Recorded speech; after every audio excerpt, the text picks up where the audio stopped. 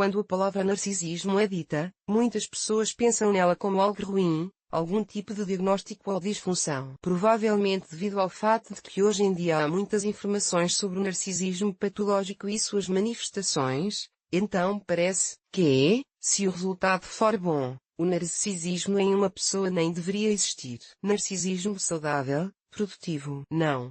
A parte narcisista da personalidade está em todas as pessoas, é necessária para a vida normal na sociedade humana, porque ela é responsável por nosso desenvolvimento, desempenho, identidade, por quem somos e do que somos capazes. E é devido à confiança na parte narcisista que podemos nos sentir como pessoas de peso, respeitadas, com alguma singularidade expressas em ações concretas e resultados de trabalho. Por isso, somos elogiados e respeitados pelos outros. Quando implementamos uma ideia, fazemos um projeto e ele acaba sendo bem-sucedido, nos alegramos com essa conquista, o neurotransmissor dopamina é liberado, sentimos um prazer especial. Uau, eu sou incrível! Consegui fazer isso. Testamos os limites de nossas habilidades e capacidades. E se o próximo projeto não for muito bem-sucedido, a foto não é muito bonita, a dança não nos agradou, a lembrança das conquistas passadas ainda nos aquece e não nos deixa escorregar para baixo, para um sentimento de desamparo e insignificância. E isso é narcisismo saudável. Ele permite que você sobreviva ao fracasso, leve em conta as lacunas e vá além. Narcisismo patológico, tóxico. O que não pode ser dito sobre aquelas pessoas para as quais a parte narcisista adquiriu uma forma patológica ou tóxica. Há duas teorias concorrentes, a de H. Kuhn e a de Zuckerberg, sobre o narcisismo patológico. Kuhn acreditava que uma pessoa com patologia narcisista simplesmente carecia de algo em seu desenvolvimento, como uma planta. Ela era mal regada e pouco fertilizada, permanecia pequena e não crescia. Kernberg, por outro lado, acredita que essa planta se tornou um híbrido, sofreu mutação. Assim,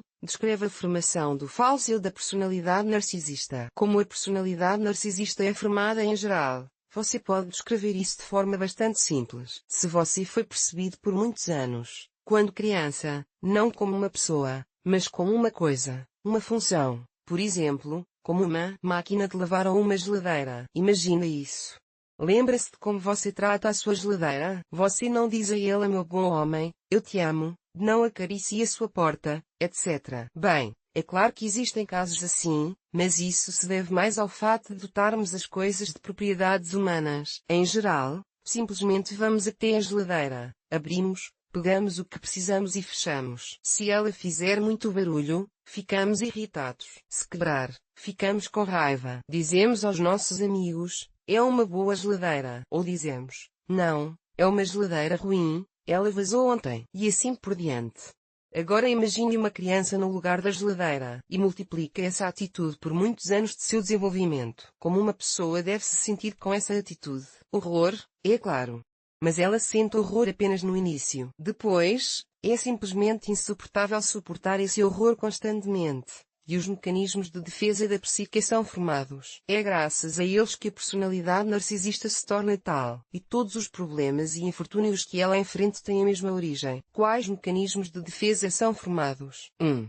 O falso eu. Para que uma geladeira prolongue sua existência, é preciso convencer seu proprietário de que ela é bonita, confortável e funciona bem. O mesmo acontece com a criança. Ela está sempre tentando parecer boa, e exatamente tão boa quanto seus pais esperam que ela seja. Além disso, ela precisa não apenas ser boa, mas também não variar, ou os pais podem ficar entediados e querer trocar a geladeira por uma nova, mais funcional e moderna. Isso é muito assustador para a criança. Lembre-se de que estamos falando de uma pessoa, não de uma geladeira. Portanto, o falso eu é uma defesa, uma máscara, como um palhaço, que só quer agradar e satisfazer o tempo todo. 2. Falta de empatia.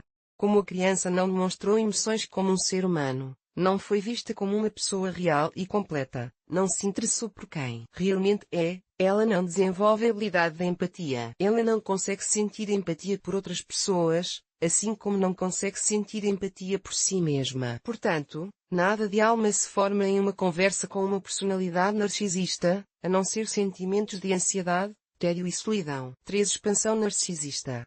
O narcisista patológico percebe tudo o que é seu como sua própria expansão, ou seja, algo que o torna maior. Geralmente é assim que eles percebem amigos, filhos, etc. Não como indivíduos com suas próprias necessidades e desejos, mas como extensões de mim que devem, e essa é uma palavra importante, ser como eu gosto que sejam. 4. Idealização e desvalorização. O mecanismo de defesa básico no qual a personalidade narcisista vive. Ele pode inflar seu ego, ou seja, pode-se sentir grandioso, sem fundamentos objetivos, e o desvalorizar o mundo inteiro e as outras pessoas, percebendo-as como insignificantes. Ou vice-versa, colocar-se no contínuo insignificante e tornar os outros grandiosos e ideais. Em ambos os casos, esse mecanismo de defesa priva a possibilidade de formar relacionamentos humanos, mergulhando em uma certa névoa, por meio da qual nada e ninguém pode ser visto, a não ser as próprias percepções distorcidas da realidade. Os principais marcadores pelos quais você pode determinar que é caracterizado pelo narcisismo patológico. Você passa a maior parte do tempo pensando se é bom ou ruim, está sempre se avaliando.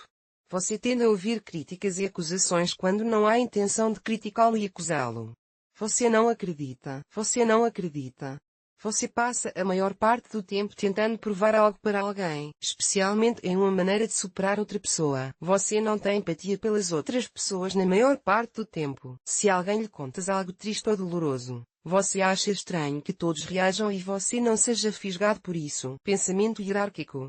Você tende a avaliar as pessoas por seu status, hierarquia, quantidade de dinheiro e qualquer outro critério social que seja valioso para você. Você costuma comparar algo com algo ou a si mesmo com alguém. Você não consegue se lembrar de quando se ofendeu com alguém. Tende a reconhecer apenas seu próprio ponto de vista e percebe a presença de outra pessoa como se estivesse sendo atacado e discutido. Se você sente dor, quase sempre pensa que foi alguém que deliberadamente escolheu machucá-lo. Você acha difícil assumir a responsabilidade por suas experiências. Você pode ficar furioso com um incidente aparentemente insignificante, ter de esperar 10 minutos no lava rápido ou seu amigo estar atrasado para uma reunião. Você acha difícil controlar sua raiva. Parece que você foi humilhado de forma grosseira. Descrições cruéis de pessoas, eventos. O pior, a coisa mais nojenta do mundo. O pior que já vi. Tendência a exagerar.